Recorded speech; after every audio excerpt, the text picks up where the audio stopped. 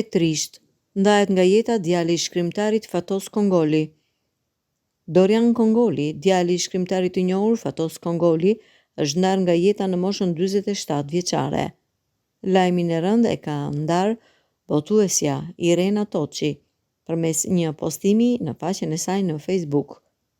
Me hidhërim të thellë ju njoftojmë për largimin nga jeta të Dorian Kongolit, djalit të shtrenjtë të autorit të madh Fatos Kongoli, në moshën 47 vjeçare.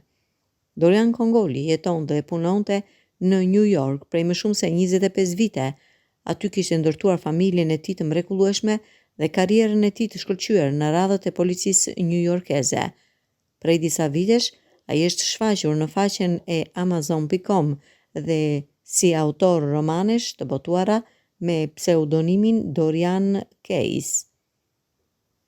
Në Shqip ka qarkulluar deri tani vetëm një nga romanet e tij titulluar Transplanti i jetës. Në proces botimi është edhe romani i tij i fundit, E ardhmja e të djeshmes. Vëllai i madh ka ndryshuar pamje. Pritja për t'i dhënë lamtumirën e fundit dhe për t'u takuar me Fatos e Liri Kongoli do të kryhet në mjediset e shtëpisë Alba në rrugën e Durrësit. E premte 31 tetor, paradite 10 deri orën 13, pasdite 17 deri në orën 20. Shpirti i tij pushoft në paqen e përjetshme, shkruan Toçi.